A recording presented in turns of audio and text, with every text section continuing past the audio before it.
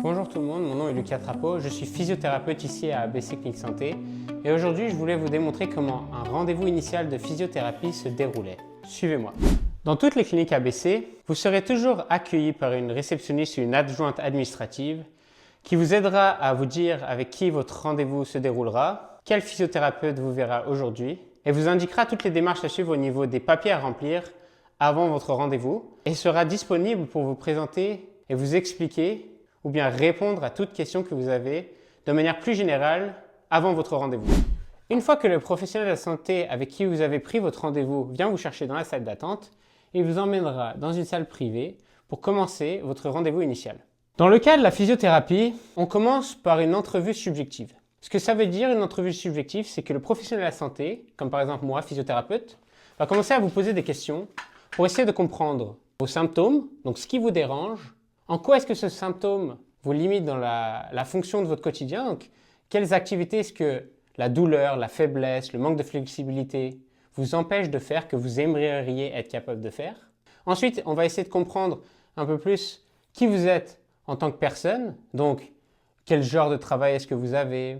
Toute information personnelle, comme par exemple, est-ce que vous vivez avec d'autres gens? Est-ce que vous avez des escaliers chez vous? Pour pouvoir adapter ensuite le plan de traitement. Et bien sûr, on va essayer de comprendre la cause de vos symptômes.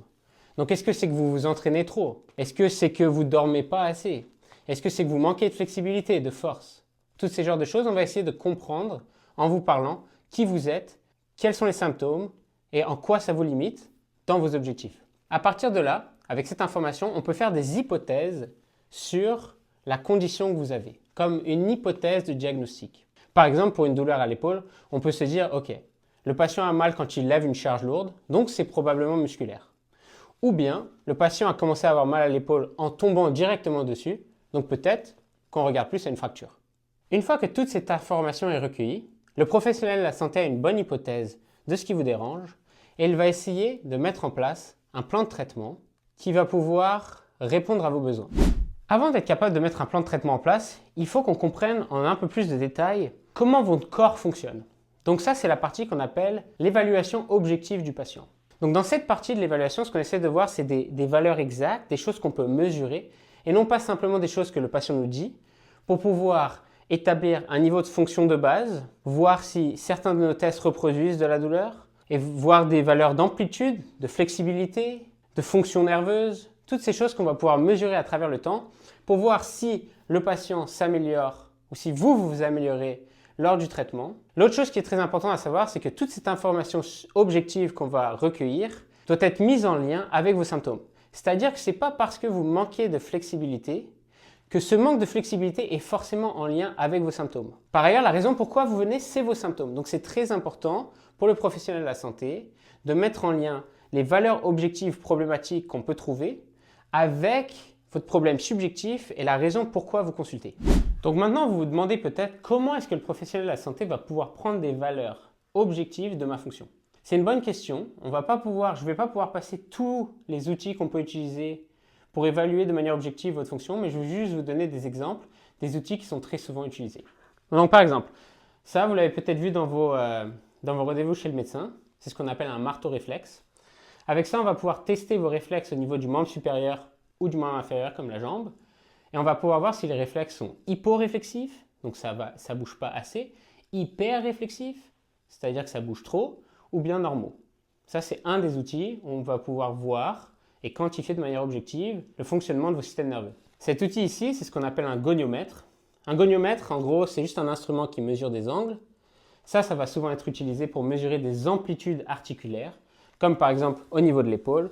Votre physiothérapeute va pouvoir prendre un goniomètre et mesurer votre amplitude active, c'est-à-dire quand vous bougez, et passive, quand il vous bouge, de votre épaule, pour pouvoir déterminer différence droite-gauche, et puis pour pouvoir continuer de voir au fil du traitement si votre amplitude s'améliore. Un autre outil qu'on peut utiliser, ça s'appelle un dynamomètre. Donc ça, c'est une machine qui permet de calculer des forces, en livres ou en kilogrammes, de différents groupes musculaires. Il y a plusieurs appareils qui peuvent s'attacher à la machine qui nous permet de calculer des forces, de pousser, de tirer. Donc par exemple, si on veut calculer de manière spécifique la force de votre épaule, votre physiothérapeute pourrait vous demander de mettre le bras vers l'avant prendre la machine, vous demandez de forcer contre la machine le plus fort possible et ensuite vous obtenez une valeur en kilogrammes de votre force de ce muscle présent. Donc ça va permettre de savoir quelle est la force que vous êtes capable d'appliquer à travers ce muscle, quand est-ce que votre douleur apparaît, par exemple à 8 kg vous commencez à avoir mal, et aussi ça va permettre de continuer à vérifier si votre force augmente au fil du traitement. Ça peut être aussi un très bon outil pour permettre au physiothérapeute de vous donner la bonne intensité de renforcement. Un dernier outil qu'on retrouve souvent qui est très simple, c'est un ruban à mesurer. Ça va aussi permettre de mesurer des amplitudes de rotation. Au niveau, par exemple, si vous avez de l'enflure dans la jambe ou dans le bras, on va pouvoir prendre des valeurs de circonférence du bras pour voir et continuer d'avoir des valeurs au niveau de l'enflure de votre articulation douloureuse. Donc maintenant qu'on a de l'information subjective et objective, on va pouvoir expliquer au patient. Donc on va vous expliquer en quoi vos valeurs objectives sont importantes pour atteindre vos objectifs, en quoi est-ce que ces valeurs objectives ont un lien avec vos symptômes.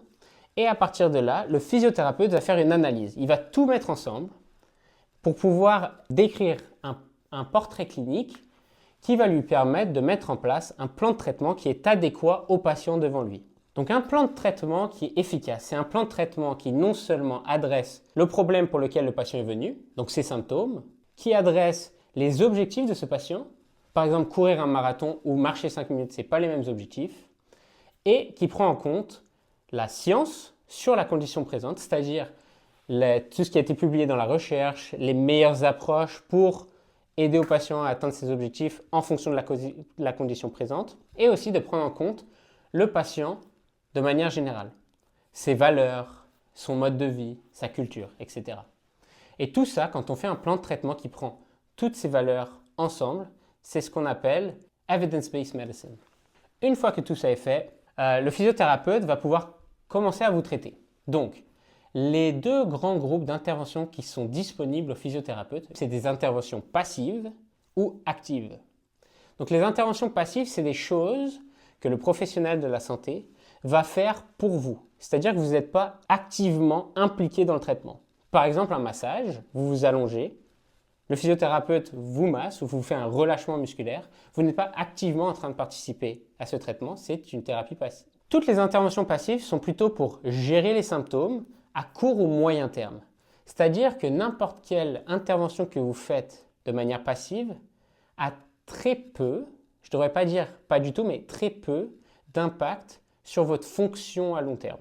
Donc pour la fonction à long terme, ce qui est très important, c'est de mettre en place des interventions actives, c'est-à-dire des exercices ou toute activité ou traitement dans lequel vous êtes activement impliqué. Donc par exemple de l'éducation, si un physiothérapeute vous explique votre condition et que vous êtes activement en train d'écouter, essayer de comprendre, cela fait partie d'interventions actives et ont le potentiel d'avoir un impact sur le long terme.